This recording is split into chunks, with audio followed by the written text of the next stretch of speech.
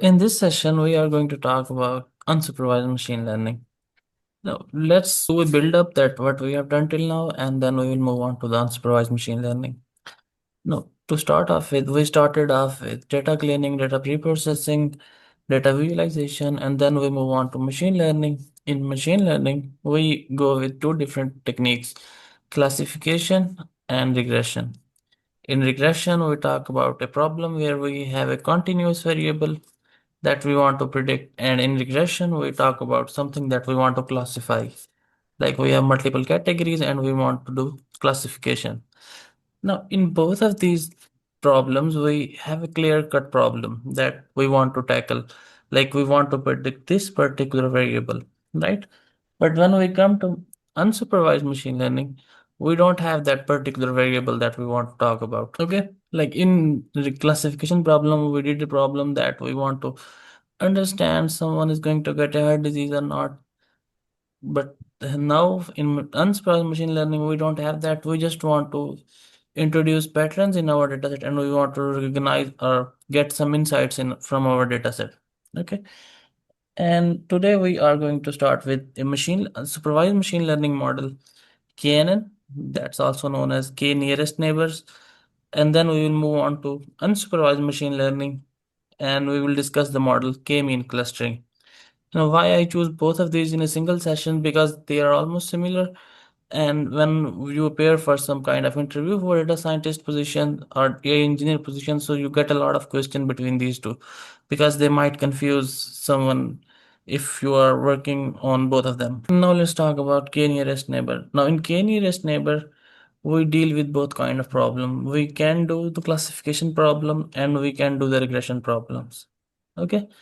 And the both of these models, K nearest neighbors and K mean clustering, are distance based models. So we have to choose a distance formula like Euclidean distance or something like that. So when we go through it, we will see. Now it's supervised machine learning. It's also known as a lazy learner.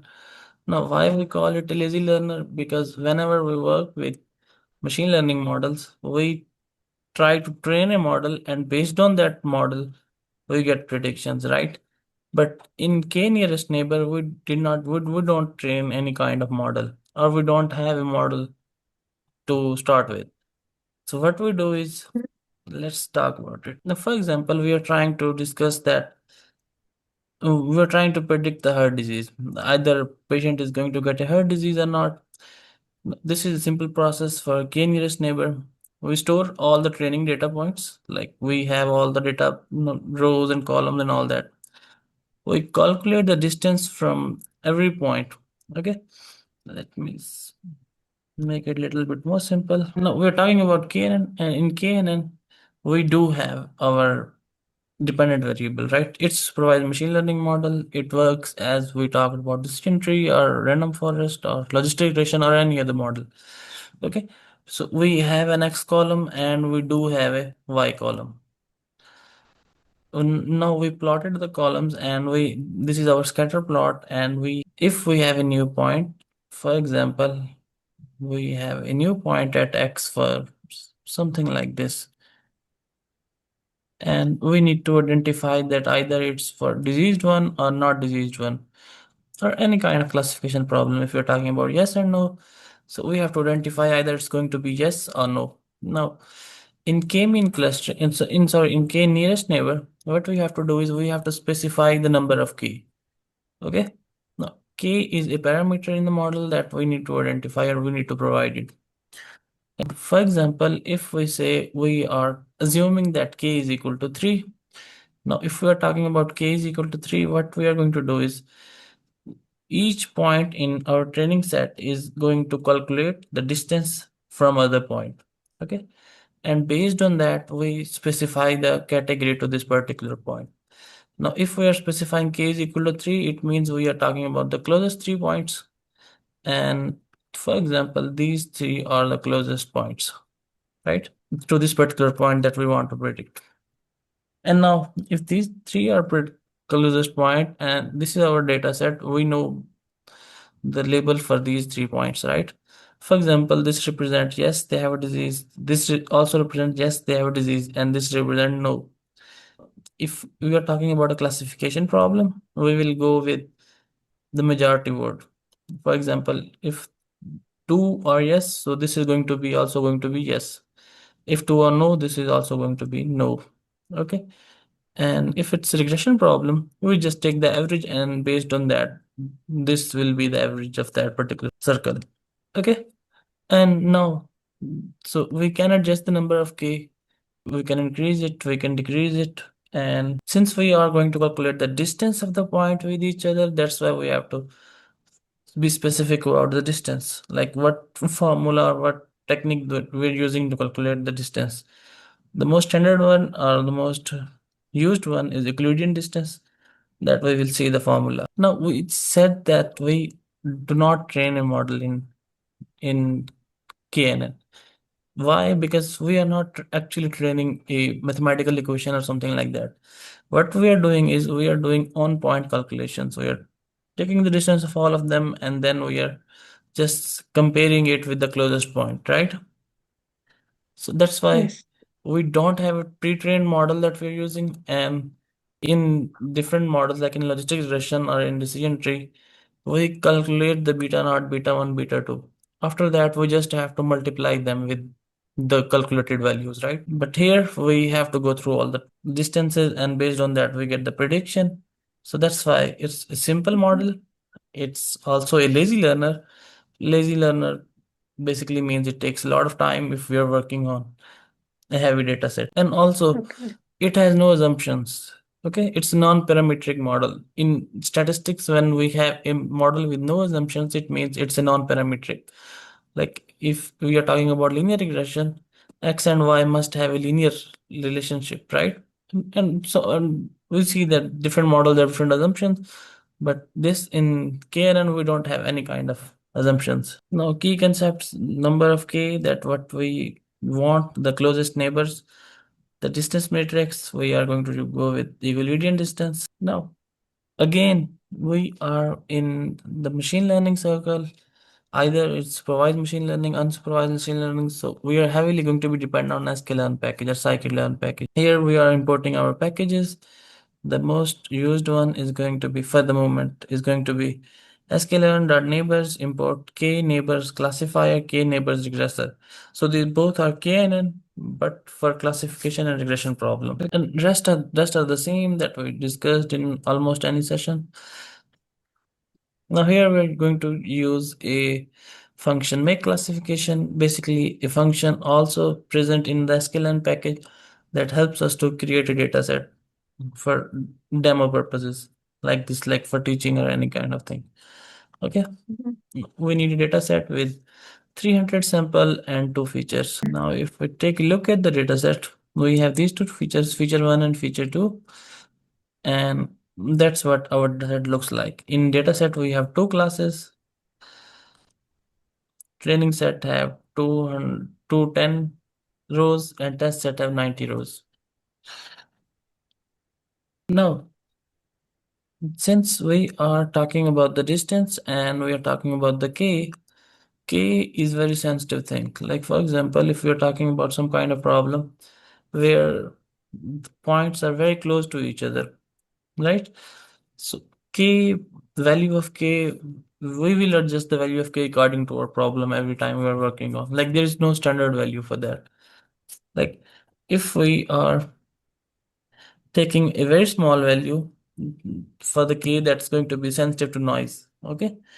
And if we're going to talk about a very large, we will get a smoother decision boundary, or we will get problems that we can have in smoother decision boundary. Let's talk about that. Now, this is our actual data set, right? And we're trying to predict a classification problem with two categories. One category is represented with purple, and the other one is represented with the yellow. Now, if we take k is equal to 1, we are getting an accuracy of 92%, right? Now, if we are saying that we are going with k is equal to 1, it means we are only having one point in our circle, and based on that we are going to generate the predictions, right? If we are talking about k is equal to 3, our accuracy increased to 95%. And it remains same with k is equal to 5. Let's talk about the code. Now, we generated two class data set with X class and Y class. It's a classification data set at 300 rows. When we are going to split it into training and testing with train test split, it will go with 210 into training set and 90 rows into test set. Okay. And let's talk about this visualization. Now this is scatter plot, so we will go with plt.scatter. PLT basically from matplotlib. Okay, and in here we are saying that x class brackets colon comma y. Now, this colon basically represent we are going to use all the rows in our x class data set, and 0 represent basically we are going to use the first column. Now because we are in Python, it starts with 0, 1, 2, 3. So if data has more than one column, the first column is going to be represented with 0. Okay, so we are going to take the first column from our data set on the x-axis. This is the feature one, and the second column is going to be on the y-axis. Now in the C map is basically the class for basically the name for this color coding from purple to yellow. Now we represented C is equal to Y class. Y class basically we are talking about the points that we got, like the classes that we want to see. Okay, so that's why we're getting that the color representation.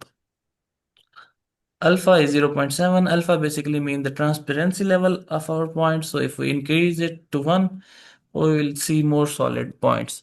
But we reduce it so that we can also visualize the overlapping points. But if we change it to 1, we will unable to see the overlapping points, and we will see a big block. Again, the title and label.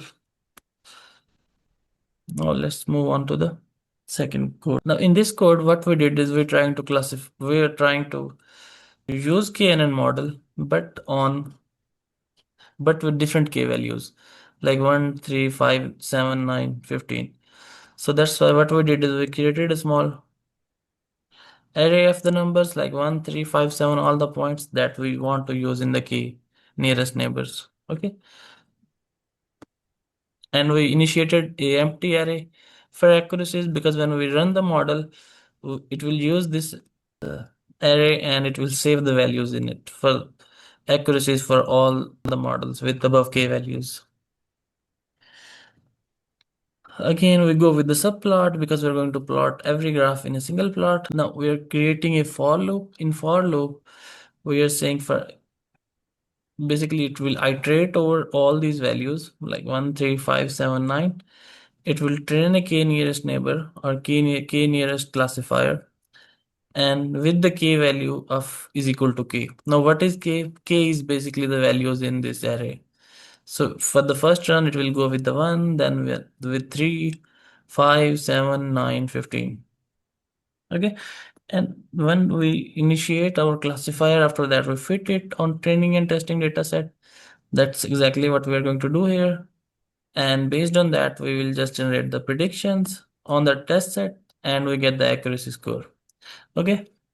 Now, here we saved the accuracy score in the name accuracy, and after that we use dot append to save it in our this empty array. Okay, so when we run this, what it will do is it will take the first value from here, train the model based on that, get the accuracy score, save it in the accuracies, and it will keep repeating that. Okay, and once we have that, it will also use that to generate these predictions. Now let's talk about the predictions. This is the minimum and the maximum values for x and y. Why we're calculating that? So that we can we can mention them in the x and y axis. So we will have consistent figures in all the 6 figures, consistent axis, sorry. Okay. So we calculate x minimum, x maximum, y minimum, y maximum, and then we use them in our plots. Like here, we are modifying the axis. So basically in the axis, we will have this xx and yy. X and Y are basically these minimum and maximum values with the mesh grid. Okay. Now these lines of code, in these lines of code, what basically we are going is we are trying to design the backend or the background of our image, like the axis and the inside. Okay. And once we have that, what we are going to do is we are going with the simple scatter plot to visualize the points on it here. Now here we are using plt.plot with the k values. Basically, we're trying to generate this line, the boundary line. Here we're trying to create the scatter plot based on the points. We are giving it the x test point and in the 0 column and in the 1 column. So basically we are giving it for the both of the features, feature 1 and feature 2 on the x and y axis. C is going to be the y test because it contains the classes and all that. So basically what we did here is we just created the plot, but here we are combining that with a contour function that basically helps us to add two different colors for two different classes. Okay, and apart from that, all we have is a little bit of customization with labels and titles. We also added a simple line plot basically that helps us to identify the best k value, like the k value with the highest accuracy. Okay, and we did it in here. So once we run the loop, we will generate we will use these code. Okay, and after that we will have all these six figures, and we will have an array that saves all the accuracies in the accuracies name. Okay, after that we designed a new figure to create a simple line plot that we can create with plt.plot. Key values contain this arrow and accuracies contain the actual accuracies. Now we're using BO option for blue and the circular points with the line. Line width is equal to 2, mark size is equal to 8. So basically we can increase or decrease the width of line and the point size. And here we are also adding an axis line. Axis V line basically means axis vertical line, this red one. Okay, and here we are specifying that this is going to be with the best k. So where we have the highest accuracy, we save that in, oops, we have the k values, and here we give it in argument max.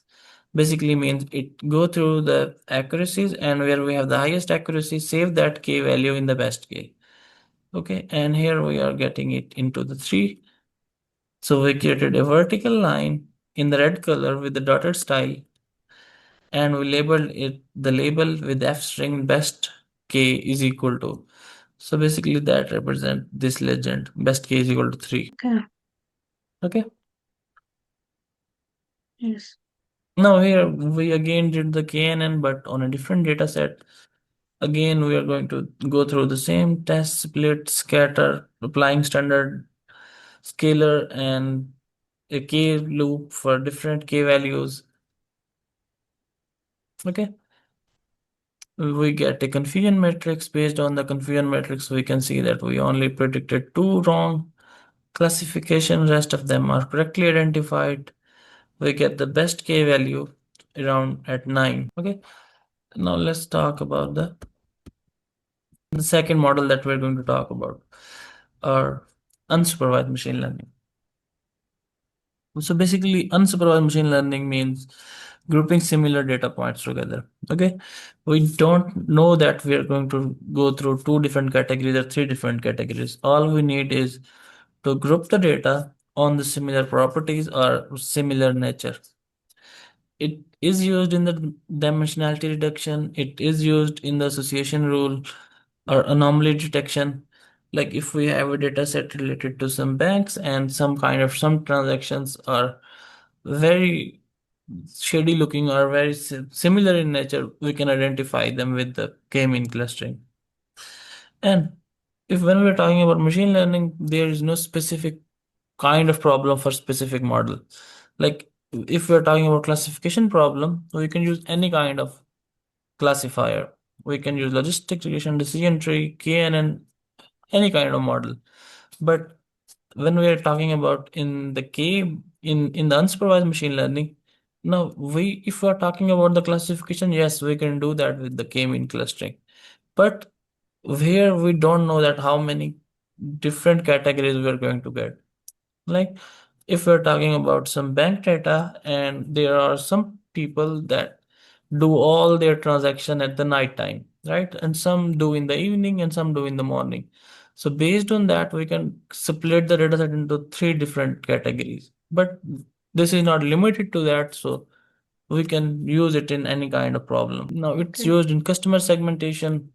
It is also used in product segmentation, like if you're trying to makes some grouping for the products. We can also do that. Image segmentation and gene sequences that's related to biology. So recommendation systems. These are different applications that we can be used with the unsupervised machine learning. Now, before jumping into KNN, sorry, K-mean clustering. So the first model that we are going to talk about in the unsupervised machine learning is K-mean clustering, and in K-mean clustering is also a distance-based model. Like in the KNN, we see that how distance helps us. In the K-mean clustering, we also compute the distance. Let's go back into the paint. Now, if we are in K-mean clustering, and this is particular data set that we're talking about right now, and we are trying to create three different groups in our data set, right? So what it will do is it will assign three random points the center. Okay. For example, it will assign this point, and this point. Now, this is a very small data set for three, but we're still doing that. Okay. And what it will do is it will now at first iteration, or at first it will take three random points. Okay. After that, it will just create the groups based on the closest distance. For example, if we get this in one group, this in one group, and this in one group. Okay. Now, this is the first step. It took three random points because we're using k is equal to 3 here. Okay. And this is not limited to 3. We can take any number of k we want. Like if we are trying to classify the data set into five different type or different pattern in our data set, we can just go with k is equal to 5. Okay. And it take three random centers, it group the data based on that. After doing that, what it will do is it will again update the centroids. Like either this particular point is the center of all the points in this. If not, then it will update that and it will go with the new center. Okay. We will see that in action and when we go back to the code. Now, for example, we are going to use iris dataset for the moment. Now, in iris dataset, we have different columns like sepal length, sepal width, and all that. And if we plot them, we see our data set looks something like that. Like there are some points, there are some points, there are some points, and there are some points, right?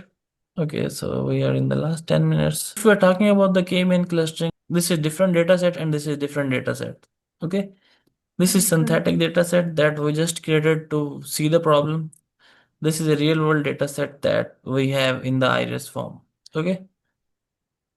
No, basically this is the data that we can create with the make classification function that we did in KNN. And this is the actual iris data set with the sepal length and sepal width. Okay. Now, when we're talking about the Okay. k-mean clustering, we will specify that we need one category, we need two, we need three different, or it's up to us.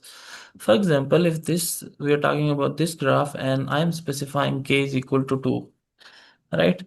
Now, based on that, what it will do is it will take two random points. For example, it take this point and this point, or something, any 2 point in the whole figure. Okay. And it will see that what are the points that are closest to this first center and what are the points that are closest to the second center. It will create a one group based on that, and then it will rearrange the groups to create the perfectly splitted two clusters. And yeah, so here we can see that these crosses basically represent the center points. Okay.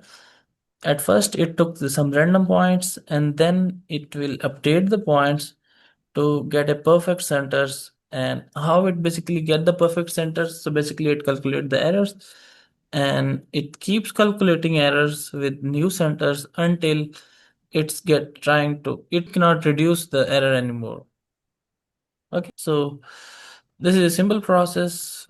We have to choose the number of k here. Sorry. So we have to choose the number of k. Number of k basically mean how many group we want to create. Assign each point to the nearest cluster center. So basically, at first we take 3 or 4 or different number of centers, random, and then based on that we assign each point to the cluster. Okay, and then we update the center to the mean of assigned points. Basically, we move the centers in our figures. Like for example, if we take this point as a center here, when we decided on these points, we will take the mean and we will identify the new center, and based on that we will do the classification again until we get the point where we cannot reduce the error anymore, and we will keep repeating these steps until we get the perfect centers. Again, here we just in the previous question, in the previous model KNN, we are trying to create the data set for classification. That's why we use make classification. Here we are going to use make blob function. So basically, make blobs is also a function to create a data set, but that data set is more centric to clustering. Okay, and basically the data that we get generated from this basically is in such a format that is more suited for the clustering problem. Okay, so that's why we're using make blob function here.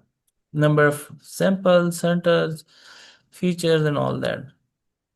We are also loading the real data set, the iris data set, and we are going to use only first two features from the for visualization. Now, why we are using only two features? Because we are talking about a scatter plot, and in scatter plot we can only have x and y axis. Like this is a 2D plot, so even though our data set have 4 different columns or 5 different columns, we can only see two different columns at the same time. Okay, but they account for, when we are talking about the model account for all the columns, and it generates prediction based on all of the columns, not just the two that we are seeing. Okay, so basically what we are seeing in a figure is a one angle to the whole data set. And also, either we are talking about k-mean clustering or we are talking about k nearest neighbors. Our independent variables or our variables that we're going to work with are going to be numeric. Okay, so we don't deal with the categories in these data sets. Like if we have a data set with the categories and we really want to use it, then we will go with the label encoding and convert it into numbers first and then use it with 1 2 3 categories like that. But still it's not a good practice, and whenever we're talking about the distance based model, we go with purely numeric columns. Now, we also get the clustering model like k-mean clustering in our sklearn package as well. Like here we imported sklearn.clusters import k-means. When we are talking about the KNN or k nearest neighbors, we are in the domain of supervised machine learning. We know that whenever we're working in supervised machine learning, we will have a clear problem in our mind. Like if we have a dependent variable, either we're talking about something related to heart disease or something related to either it's yes or no or different kind of classification problem, right? And but when we are in k-mean clustering, we are in unsupervised machine learning domain. We don't have any kind of variables like that. So it's going to be completely on our own intuition that how many categories we want. And there is a method for that that's called elbow method. Okay. And there are multiple methods, Short method and elbow method, and we're going to discuss both of them today. Now, if we're trying to talk about the code, and in here we're just using from sklearn import sklearn.cluster k-means, and we will also import from matrix see your score, see your samples, and we are also based on that. Now let's talk about the first method, that's called elbow method. And in elbow method, we are trying to find the optimum k value or the k value that is the best suited. Okay.